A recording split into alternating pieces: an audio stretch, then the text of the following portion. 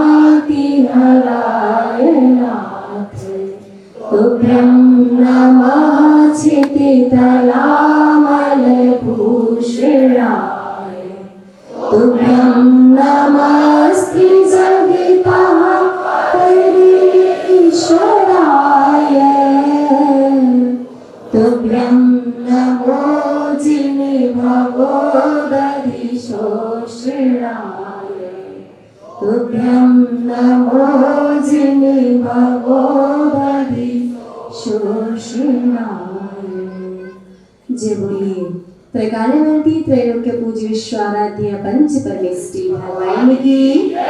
आदि ब्रह्मा आदिम तीर्थंकर वृषभदेव श्री आदिनाथ भगवान की। अष्टम तीर्थंकर श्री चंदा प्रभु भगवान की। श्री अरिष्ट नेमिनाथ भगवान की। विश्व वंदनीय भगवान महावीर स्वामी की। परम गुरु परम पिता परमात्मा 1008 श्री सिमंदर स्वामी भगवान की। 20वीं सदी के प्रथमाचार्य चारित्र चक्रवर्ती आचार्य भगवंत श्री शांति सागर जी मुनि महाराज की। अभिष्ट ज्ञानोपयोगी पूज्य आचार्य गुरुदेव श्री वसुनंदी जी मुनि महाराज की। रत्नत्रधारी तपोधन श्रेष्ठ मम शिक्षा गुरु परम श्रद्धेय गणनीय श्री सौम्यानंदिनी माता जी की। अहिंसा प्रधान श्रीमद जैन धर्म की। 16 कारण पर्व की। परम पूज्य 105 आरिका सुयोग नंदिनी माता जी की। आरिका शंख की। धर्म स्नेही आप सभी भव्य महानुभाव विगत कुछ दिनों से आचार्य भगवंत मानतुंग स्वामी की अनुपम अद्वितीय कृति श्री भक्तांबर जी के बारे में आप सभी भव्य श्रावक सुन रहे थे और समझ रहे थे।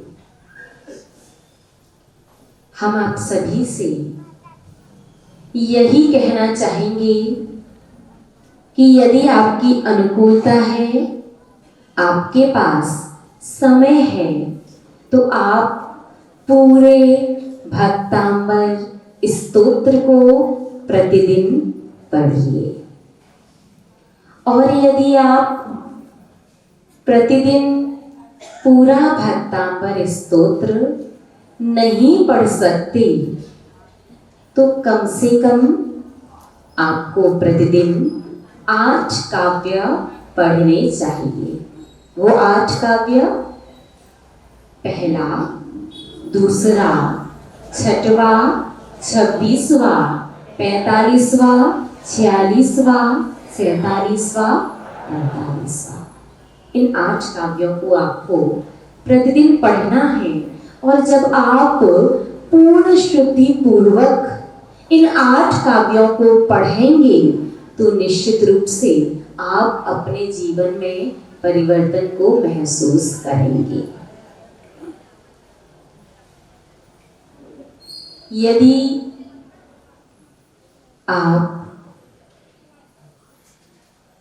व्यक्तिगत रूप से किसी एक काव्य की आराधना या साधना करना चाहते हैं तो आपको उसकी विधि पता होना आवश्यक है।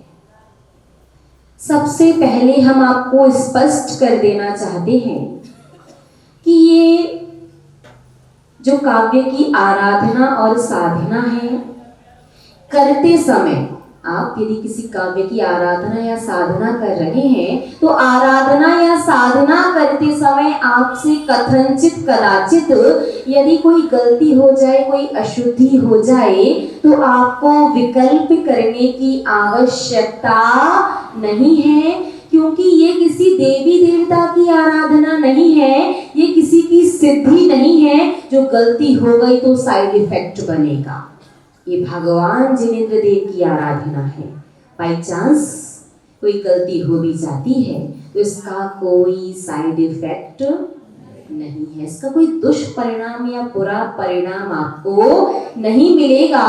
ये बात अलग है कि आराधना या साधना में आप कोई गलती करते हैं तो आपको वो फल नहीं मिलेगा जो मिलना चाहिए, बाकी कुछ ना कुछ तो जरूर मिलेगा। तो बात समझ में आई ना? सबसे पहले निश्चित हो जाइए आराम से। आराधना सभी लोग कर सकते हैं, इसके लिए आपको कोई भी नियम पालन करने की आवश्यकता नहीं है। आप करना चाहें तो कर सकते हैं नियम का पालन, लेकिन आवश्यक नहीं है। आराधना करने के लिए क्या करना है?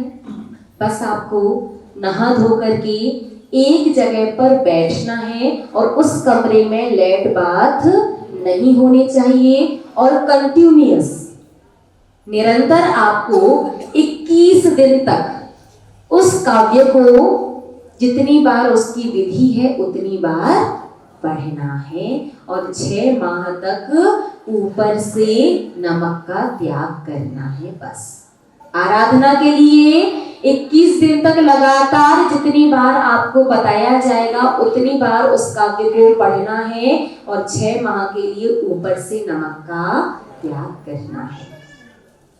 तो पहला जो काव्य है वो कितनी बार पढ़ना है? 35 बार। आराधना के लिए पहला काव्य 21 दिन तक 35 बार। ये काव्य किस लिए है? सभी को पता है।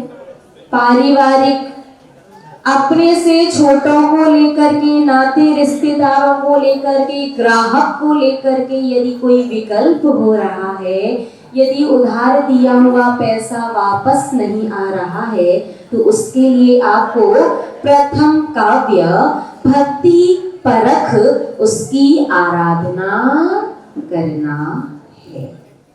प्रतिदिन कितनी बार? 35 बार।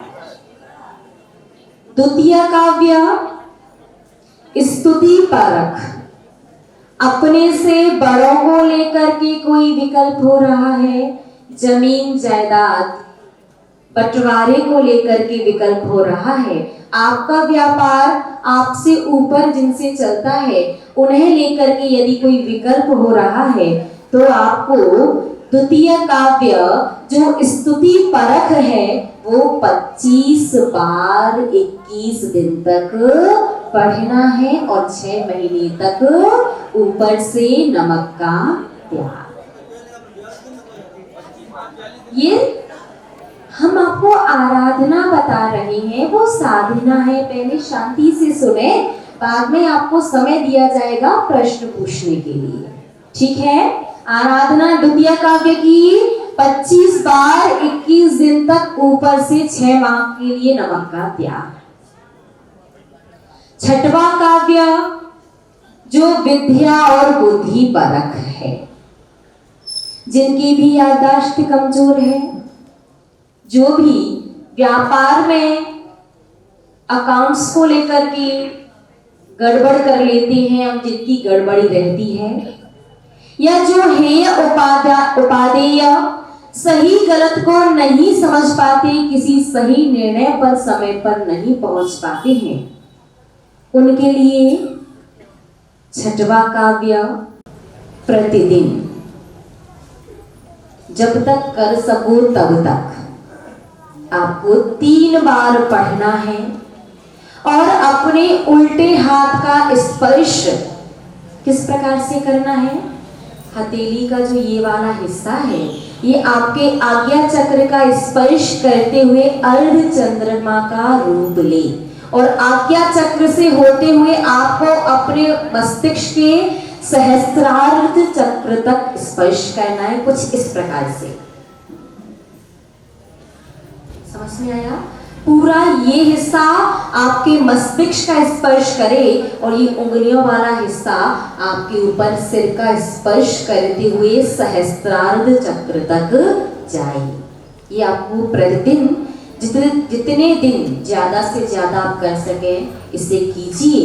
और यदि आपको पर्टिकुलर सिर्फ एक काम को ही याद रखना है या पर्टिकुलर एक ही चीज में अच्छे मार्क्स चाहिए हैं बच्चों को, तो आपको 6वें नंबर का काव्य 16 बार और 21 दिन तक, ठीक है।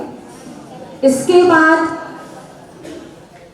यदि आपको सिर दर्द और सिरदर्दी रहती है, टेंशन रहती है, तो आपको प्रतिदिन मंदिर में जाकर के गवासन से भगवान को नमस्कार करते हुए 3 बार 26वें काव्य को पढ़ना है। तो अत्यधिक जो विकल्प आपके मन में मस्तिष्क में रहते हैं, जो ओवर थिंकिंग की प्रॉब्लम है ना, बैठे बैठे फालतू का फिजूल का इतना सोचते तो सोचते सोचते पता नहीं क्या का क्या हो जाता है। तो आपको प्रतिदिन जिन मंदिर जी में जाकर के भगवान को गवासन से पंचांग नमस्कार करते हुए, पंचांग का तात्पर्य आपके दोनों पैर, दोनों हाथ और मस्तिष्क, ये 5 अंग जमीन का स्पर्श करें। पंचांग नमस्कार करते हुए 26वें काव्य को 3 बार पढ़ना है। और यदि जिनके मुंह में छाले वगैरह रहते हैं, जिनके आहार नली में या पेट में छाले हैं, जलन होती है, उन्हें ये 26वां काव्य 28 बार और 21 दिन तक पढ़ना है। और पढ़ने के बाद प्रतिदिन अपने दोनों हाथों को आपस में इस प्रकार से रब करना है और सबसे पहले आज्ञा चक्र पर नमस्कार करना है। उसके बाद दोनों हाथों का स्पर्श वहां कीजिए जहां पर आपको तकलीफ हो रही है, चाहे वो गला हो, आहार नली या पेट, ठीक है। इसके बाद 45वें नंबर का काव्य सभी लोग जानते हैं। असाध्य रोग बीमारी जीवन में ना हो और यदि हो गई हैं तो धीरे धीरे उनकी तकलीफ कम हो जाए और बीमारी ठीक हो, उसके लिए आपको 45वें नंबर के काव्य की आराधना और साधना करनी है। तो अभी पहले अपन आराधना को समझ रहे हैं, क्योंकि आराधना करने का अधिकारी प्रत्येक श्रावक और श्राविका, जो भी सुन करके पूर्ण और सही विधि से करना चाहते हैं वो आराधना कर सकते हैं। सिर्फ जो साधना है वो अलग बात है, वो हम आपको अभी बताएंगे। अभी ये आराधना चल रही है, ठीक से समझिएगा। 45वें नंबर का जो काव्य है, असाध्य रोग बीमारी ना हो गई है तो उनकी तकलीफ धीरे धीरे करके कम हो जाए और बीमारी ठीक हो जाए। असाध्य के अलावा आपको अपने शरीर में कहीं भी कोई भी तकलीफ है, बीमारी है, कुछ भी है, तो आपको 45वें नंबर के काव्य को 8 बार पढ़ना है और अपने उल्टे हाथ का, वाम हस्त का स्पर्श शरीर के उस अंग पर, उस हिस्से पर करना है जहां पर आपको तकलीफ हो रही है। और इस काव्य को आप पूरे दिन में, पूरी रात में कभी भी पढ़ सकते हो। जब भी आपको तकलीफ हो तब पढ़ सकते हो, बिस्तर में पढ़ सकते हो, कुर्सी पर बैठ करके, सोफे पर बैठ करके, किसी भी स्थिति में कहीं भी। बस इतना ध्यान रखना कि एक बार में कम से कम आपको 8 बार पढ़ना है और अपने उल्टे हाथ का स्पर्श जरूर करना है। बस आप सही विधि से कीजिए, उसके बाद जीवन में कोई टेंशन नहीं। धीरे धीरे अपने आप उस रोग का असर और प्रभाव आपके जीवन में कम होने लगेगा। लेकिन ध्यान रखना, इसका ये तात्पर्य बिल्कुल नहीं है कि डॉक्टर का ट्रीटमेंट बिल्कुल बंद कर दो। औषधि सेवन भी करना है, लेकिन धीरे धीरे आपके औषधि भी ज्यादा असरकारी होगी और एक दिन बंद हो जाएगी। मैं अभी जस्ट आपको कल की बात बताती हूँ। कल प्रातःकाल 45वें नंबर के काव्य को आप सभी लोगों ने सुना था। कल सुना था, परसों सुना था, परसों सुना था। परसों शाम को आपके समाज का एक श्रावक श्रेष्ठी आपके बीच में ही उपस्थित एक श्रावक के घर में छोटा सा बच्चा लगभग 1.5 वर्ष का बहुत ज्यादा रो रहा था, बहुत परेशान, मतलब इतना परेशान किया उसने। घर में तो किसी को सोने नहीं दिया, वो तो अलग बात है, लेकिन रो रो के इतनी जोर जोर से चिल्ला के रो रहा, उसके फेस पर हल्की सी स्वेलिंग भी आ गई, रो रो के आंसू भी आंखों के सूख गए, लेकिन मुंह से कंटिन्यू वो चिल्लाने की आवाज आ रही थी। अब 1.5 वर्ष का बच्चा है, बता भी नहीं सकता क्या तकलीफ है। रात्रि में कोई डॉक्टर ने कुछ नहीं कर सकते। उन्होंने भक्तांबर के इस 45वें स्तोत्र को पढ़ा, फिर भी बच्चा शांत नहीं हुआ। प्रातःकाल वो हमारे पास आए, हमारे पास आकर के उन्होंने कहा, माता जी बस आप एक बार आशीर्वाद दे दो, उसके बाद 9 बजे डॉक्टर के पास जाएंगे। अभी डॉक्टर की शॉप खुली तो नहीं है, लेकिन बच्चा रात्रि से बहुत ज्यादा परेशान है। हमने कहा आपने 45वां काव्य पढ़ लेते, परेशान है तो। उन्होंने कहा माता जी पढ़ा, कई बार पढ़ा, थोड़ी बहुत देर शांत हुआ, फिर रोने लगा। अब हमें बात हजम ना हो, और वो भी कैसे सकती है जब पूर्वाचार्यों ने शास्त्रों में कुछ लिखा है, आराध्य आचार्यों ने, तो उनकी बात में कोई डाउट ही नहीं है, कहीं कोई कंफ्यूजन नहीं, कोई गलती हो ही नहीं सकती। कहीं ना कहीं गलती यदि आप करो तो हो सकता है कि उसके फल में कमी या गड़बड़ हो जाए, नहीं तो यदि आप पूरी विधि से, सही विधि से कर रहे हैं तो कैसे मान लें कि हो सकता है आपको फल ना मिले। अब हमें बातों की हजम नहीं हुई थोड़ी सी। हमने कहा तो कुछ नहीं, क्योंकि वो बेचारे खुद रात्रि से परेशान थे, बच्चा रो रहा था, उन्हें भी अच्छा नहीं लग रहा था और उनकी नींद भी पूरी नहीं हुई थी। तो थोड़ा सा ध्यान से उस बच्चे को देखा तो माता जी ने कहा आप अपना हाथ बच्चे के पेट पर रखिए। फिर वो काव्य जब बसंत लिखा छंद में पढ़ा, थोड़ी देर बाद बच्चा घर गया तो किलकारी मार करके खेलने लगा। वो श्रावक शाम को फिर आए, आके कहते माता जी आज से डॉक्टर पर विश्वास खत्म। हमने कहा भैया ये बात तो ठीक है, लेकिन कभी परिस्थिति भैया जाना तो पड़ेगा, क्योंकि पूर्व के कर्म है तो वो करना पड़ेगा। तो उस समय हमें समझ में आया कि कहीं ना कहीं हो सकता है उन श्रावक ने कौन सी गलती की होगी, बसंत तिलिका छंद में ना पढ़ा हो।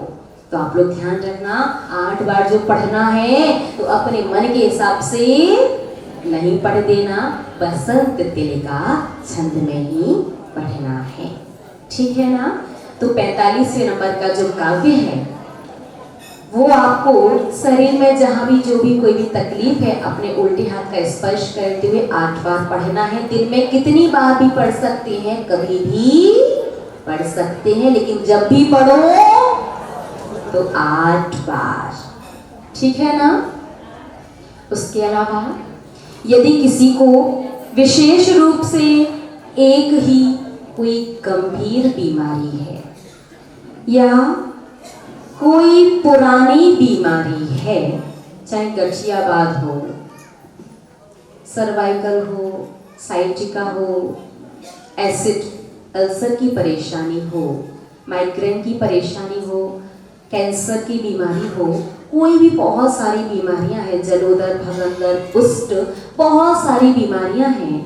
यदि आपको व्यक्तिगत स्पेशली कोई बहुत पुरानी या एक कोई बहुत विकट परेशानी है तो आपको इस काव्य को प्रतिदिन 22 बार और 21 दिन तक पढ़ना है और ऊपर से 6 माह के लिए नमक का त्याग। और काव्य पढ़ते समय, स्पेशली 45वें नंबर के काव्य को पढ़ते समय आपको हाथ नहीं जोड़ने हैं, आपको उल्टे हाथ का स्पर्श वहां करना है जहां तकलीफ हो रही हो, फिर वो चाहे शरीर का कोई भी अंग हो। ठीक है ना। इसके बाद 46वें नंबर का जो काव्य है, सभी लोग जानते हैं 46वां काव्य बंधन मुक्ति परख है। आप यदि किसी जिन मंदिर का निर्माण करवा रहे हैं, उसका कार्य बार बार रुक रहा है, गवर्नमेंट से स्टे ऑर्डर आ गया है, या किसी मंदिर पर किसी भी प्रकार का, या मंदिर की किसी भी प्रॉपर्टी पर कोई कोर्ट केस वगैरह चल रहा है, या आपकी पारिवारिक व्यापारिक कोई कोर्ट केस वाली समस्या है, यदि कोई केस वगैरह चल रहा है या कोई स्टे ऑर्डर वगैरह है, तो आपको 46वें नंबर के काव्य की आराधना करनी है। और 46वां काव्य 37 बार 21 दिन तक, और ऊपर से नमक का त्याग। इसके बाद 47वें नंबर का जो काव्य है वो प्राकृतिक आपदा और अपमृत्यु अर्थात अकाल मृत्यु को दूर करने के लिए है। तो इस काव्य की आराधना आपको 37 बार 21 दिन तक, और ऊपर से नमक का त्याग। अब इसके बाद बात यदि करें 48वें काव्य की, समर्पण परख काव्य। शारीरिक, मानसिक, वाचनिक, सामाजिक, धार्मिक, आध्यात्मिक, व्यापारिक, व्यवहारिक, पारिवारिक और राजनैतिक, और भी किसी प्रकार की कोई भी कैसी भी समस्या हो गया, बस आपका अपनी तरफ से आपने सारे प्रयास, सारे पुरुषार्थ सब कुछ करके देख लिया, कुछ भी समझ में नहीं आ रहा है, तो आपको 48वें काव्य की 48 बार 21 दिन तक आराधना करनी है, और 6 माह के लिए ऊपर से नमक का त्याग। हम आपको एक बार पुनः बता देते हैं, ये सारी चीजें आराधना के अंतर्गत आएंगी, और आराधना से आपका एक ही काम होगा, वो भी कम से कम 6 महीने का समय तो लगेगा ही लगेगा। और उसमें भी यदि आपने एक बार भी पढ़ते हुए यदि वसंत तिलका छंद का ध्यान नहीं रखा है, तो अपना देख लीजिएगा, फिर फल तो मिलेगा, लेकिन जरूरी नहीं कि वही मेरे जिस उद्देश्य के साथ आप वो कर रहे हैं। लेकिन एक बात ध्यान रखना, भले ही आप आराधना करें, लेकिन शुक्ल पक्ष में शुभ मुहूर्त में प्रारंभ करनी है, और प्रथम दिन आपको पहले दिन भगवान के मंदिर में आकर के मिट्टी का दीपक और श्रीफल समर्पित करना है, चढ़ाना है। उसके बाद अपने घर पर बैठ करके आप प्रतिदिन आराधना करेंगे। बस में आ गई ना। अब बात करते हैं साधना की।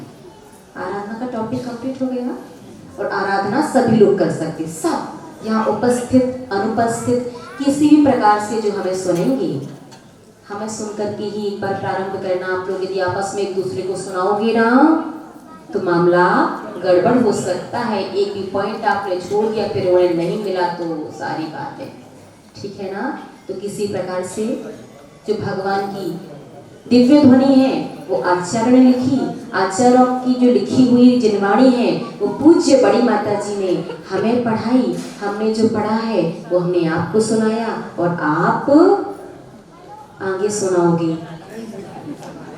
नहीं सुनाएंगे, संक्षिप्त में बता करके हमारी बात को यदि सुनाए तो पूरा, कोई भी पॉइंट नहीं भूलना है। तो आइए तो हुई आराधना की बात। अब बात करते हैं साधना की।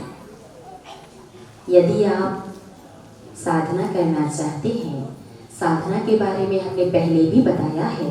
आराधना वन टाइम पॉलिसी और साधना लाइफ टाइम पॉलिसी। एक बार कर लो, बहुत सारा पुण्य आपके सत्ता में आ गया। उसके बाद प्रतिदिन बस आप उस काव्य को एक बार पढ़ना है आपको। जो साधना करोगे जिस काव्य की, आपकी समय सीमा पूरी होने के बाद उस काव्य को प्रतिदिन एक बार तो पढ़ना ही पढ़ना है, लेकिन जब उस काव्य से जिस समस्या का समाधान होना है वो वाली समस्या जब भी उपलब्ध हो, आप जहाँ भी हो बैठ जाओ आराम से, हाथ वगैरह धो करके, कुल्ला वगैरह करके, पैर धो करके, और उस काव्य को 2, 3, 5, 7, 9, 11 बार पढ़ना और फिर उसके बाद वो कार्य करने जाना, तो कम समय कम मेहनत में आपको सफलता मिल जाएगी। लेकिन एक बात का ध्यान रखना है, जो काव्यों की आराधना और साधना हम आपको बता रहे हैं, ये तभी फलदायी होंगी जब आप सही होंगे। ऐसा ना हो दूसरे की प्रॉपर्टी पर कब्जा करना हो और साधना करने बैठ जाओ, तो भैया पता चला फिर बाद में, समझ गए ना। फलदायी कब होंगी? जब आप सही होंगे। यदि नहीं होंगे तो पुण्य तो आएगा लेकिन काम वाला नहीं, दूसरा वाला पुण्य आएगा। ठीक है, तो प्रथम काव्य की साधना किस प्रकार से करनी है आप सभी लोगों को पता है। सबसे पहले बात करते हैं नियमों की, कि नियम क्या क्या रहेंगे। इसमें नियम, शुक्ल पक्ष, शुभ मुहूर्त और प्रातःकाल 4 बजे से 7 बजे के बीच में, और पूर्व, ईशान या उत्तर दिशा की ओर मुख करके। समझ में आया? शुक्ल पक्ष, शुभ मुहूर्त, प्रातः 4 से 7 के बीच में, पूर्व, ईशान या उत्तर दिशा की ओर मुख करके। दूसरा नियम, जितने दिन की साधना है उतने दिन के लिए ब्रह्मचर्य व्रत का पालन करना है। तीसरा नियम, 6 माह के लिए ऊपर से नमक का त्याग, भोजन बनाते समय जो डाला है वो चलेगा, ऊपर से नहीं डाल सकते। चौथा नियम, जमी कंद का जितने दिन की साधना है उतने दिन के लिए त्याग। पांचवा नियम, रात्रि भोजन का त्याग, ये पहले रह गया था। रात्रि भोजन का तात्पर्य है आप फलाहार भी नहीं ले सकते, सिर्फ पानी, वो भी परिस्थिति हो तो, नहीं तो पानी भी ना लें तो बहुत अच्छी बात है। नहीं चल सकता तो सिर्फ पानी, उसके अलावा फलाहार वगैरह भी कुछ नहीं। और जिस कमरे में लेट बाथ ना हो उस कमरे में बैठ करके साधना करना है। और प्रथम दिन आपको श्रीफल और दीपक मंदिर में आकर के चढ़ाना है। बस इतने से नियम हो गए। जो औषधि सेवन करना जिनके लिए प्रतिदिन आवश्यक है वो औषधि ले सकते हैं। ठीक है ना, बस इतने से नियम। अब बात करते हैं किस काव्य की साधना कितने दिन तक और कितने बार। तो पहला जो काव्य है भक्ति परख, इस काव्य की साधना 17 दिन 35 बार। द्वितीय जो काव्य है 42 दिन 25 बार। तृतीय जो छठवां जो काव्य है उसकी 68 दिन 16 बार साधना करना है। 26वां जो काव्य है 37 दिन 28 बार। 45वां जो काव्य है 41 दिन 22 बार। 46वां जो काव्य है 81 दिन 37 बार। 47वां जो काव्य है 103 दिन 43 बार। और 48वां जो काव्य है वो 123 दिन और 48 बार। ये हुई साधना की विधि। पुनः हम आपको बता देते हैं भगवान अरिहंत देव द्वारा प्रतिपादित, गणधर द्वारा गुथित, आचार्यों द्वारा लिखित और पूजनीय गरणी आरिका श्री सौम्य नंदिनी माता जी द्वारा हमें सिखाया गया, दिया गया ये ज्ञान जो हम आपको दे रहे हैं। इन काव्यों की साधना की अनुमति पूज्य बड़ी माता जी के संकेत अनुसार उन्हीं श्रावकों के लिए है जो यहाँ पर उपस्थित हैं। और ये जीवन पर्यंत के लिए अनुमति है आपको।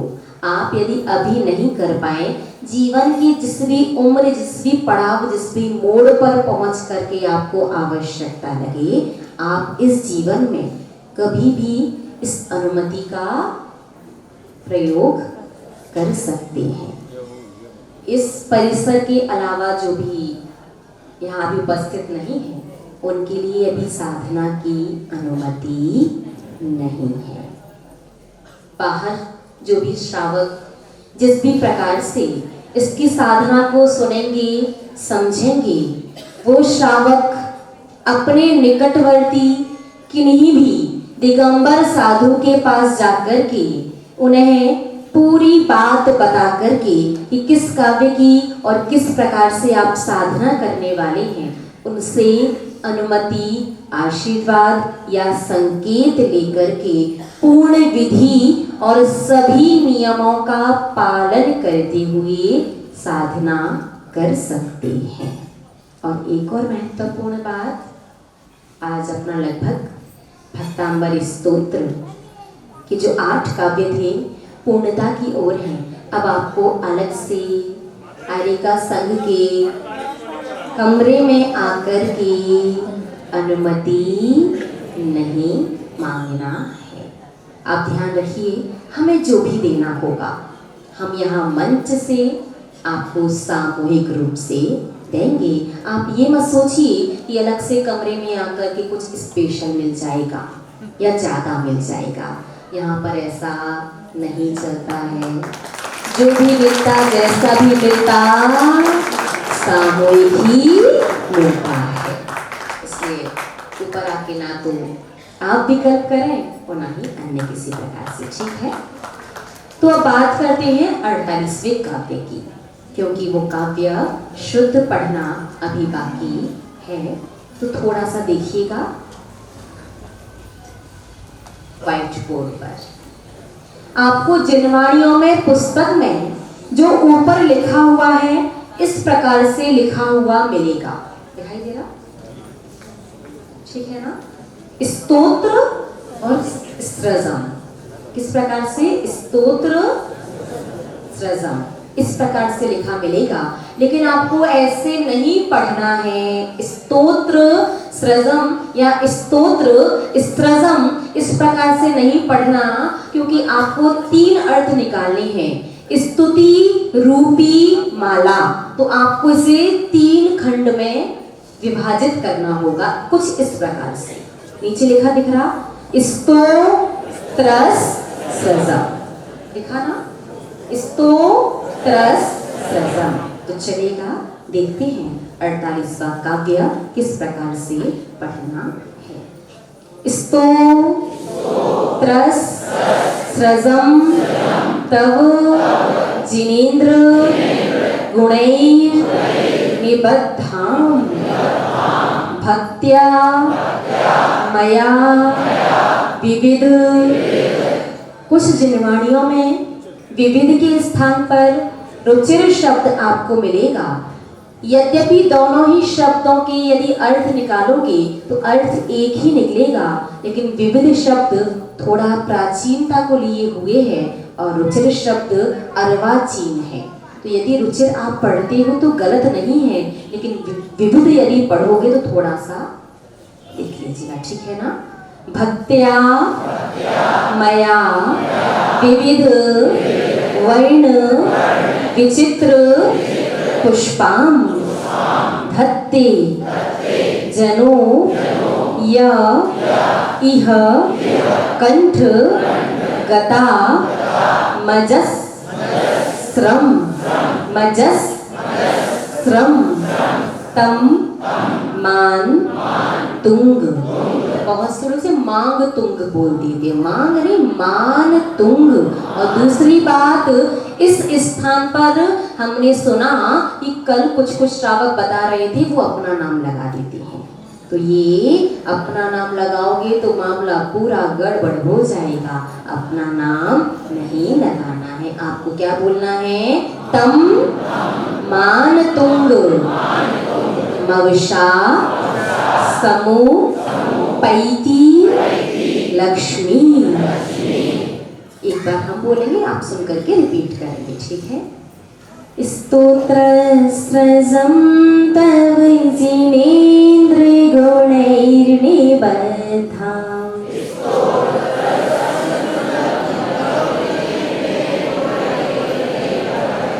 स्तोत्र स्रजं तव जिनेन्द्र गुणैर्निबद्धा स्तोत्र स्रजं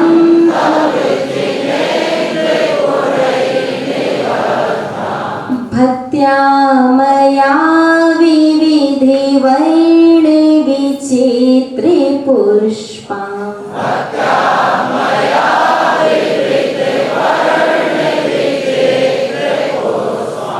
धत्ते जनो या इह कंठे गता मजस्रम्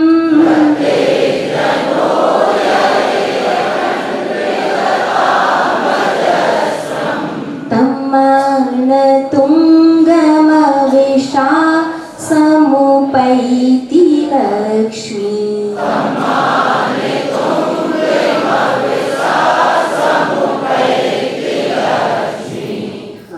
बिल्कुल ही जल्दबाजी नहीं करनी है, एक एक शब्द को बिल्कुल आराम आराम से पढ़ो तो छंद भी भंग नहीं होगी और आपको अधूरा और गलत भी पढ़ने में नहीं आएगा। एक बार हमारे साथ रिपीट कीजिए, उसके बाद मिल करके। स्तोत्र स्रजं तव जिनेन्द्र गुणैर्निबद्धा भक्त्या मया विविधे वर्ण विचित्रे पुष्पा धत्ते जनो या इह कंठे गता मजस्रम् तम्माने तुंगमविशा समुपैति लक्ष्मी।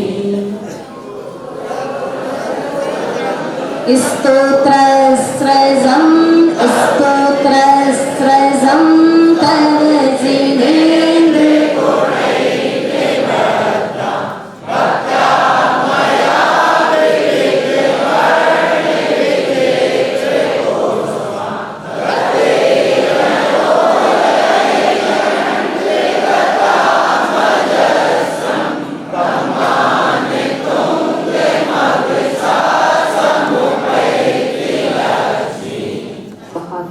से पढ़ा आपने।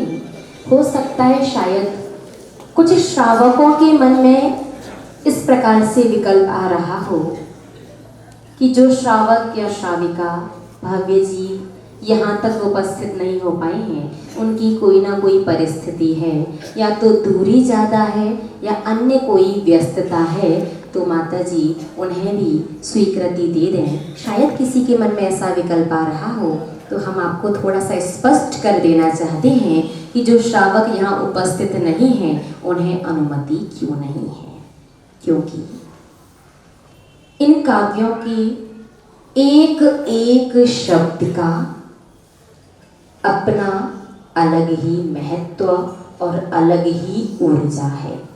पूरे काव्य की नहीं, यदि बात करें तो एक एक शब्द की अलग अलग ऊर्जा और अलग अलग ऑरा है, अलग अलग प्रभाव है उसका।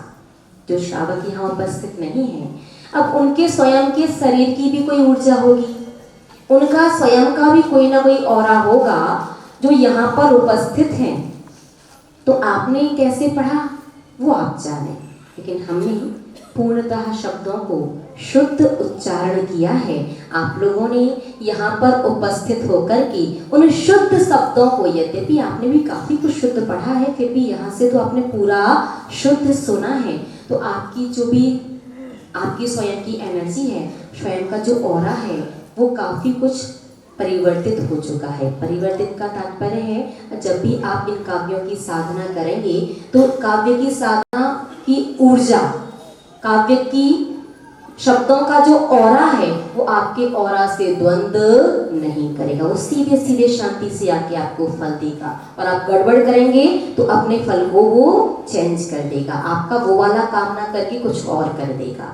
तो अब आप लोगों की ऊर्जा तो हो गई, लेकिन जो किसी माध्यम से सुन रहे हैं, चाहे वो रिकॉर्डिंग के माध्यम से या फिर गृहस्थों के किसी श्रावक के माध्यम से सुनेंगे, तो श्रावक के माध्यम से सुनने से, या आप रिकॉर्डिंग में हमारे शब्द भी सुनते हैं, तो रिकॉर्डिंग में सुनने से किसी का भी ऑरा, वर्गणा, परमाणु परिवर्तित नहीं हो सकते हैं। इसलिए यदि आपके शरीर की ऊर्जा, आपके परमाणु ऑरा यदि परिवर्तित ना हुआ, किसी के शरीर में गर्मी बहुत ज़्यादा रहती है, या कषायों के, लेशियाओं के परमाणु वगैरह जो होती हैं वो तीव्र मंद अलग अलग अनुपात में हैं, और आपको अनुमति दे दी, आपने काव्य साधना करने के लिए बैठ गए, यहाँ आप साधना कर रहे हो, पता चला कि आपके शरीर का ऑरा काव्य की साधना से द्वंद्व कर रहा है, तो आपके शरीर में बहुत ज़्यादा गर्मी बढ़ेगी। हो सकता है आपको प्यास की वेदना हो सकता है आपको होठ वगैरह, नोज वगैरह की ब्लीडिंग करने लगे, फिर आपको कि दुष्प्रभाव हो रहा है। तो वो दुष्प्रभाव नहीं, वो अलग अलग ऊर्जा का आपस में जब घर्षण होता है, जब द्वंद्व होता है, तो कुछ ऐसे साइड इफेक्ट्स बन जाते हैं। उनका नुकसान कुछ नहीं है, थोड़ी देर बाद वो फिर ठीक हो जाता है, लेकिन गर्मी बहुत ज़्यादा बढ़ेगी, प्यास ज़्यादा लगेगी, होठ में से, नाक में से, कान में से थोड़ा बहुत ब्लड आएगा, तो आपको विकल्प हो सकता है, और साधना विकल्प के साथ नहीं की जाती है। इसलिए अनुपस्थित लोगों को अनुमति पूज्य बड़ी माता जी की अभी नहीं है। ठीक है ना?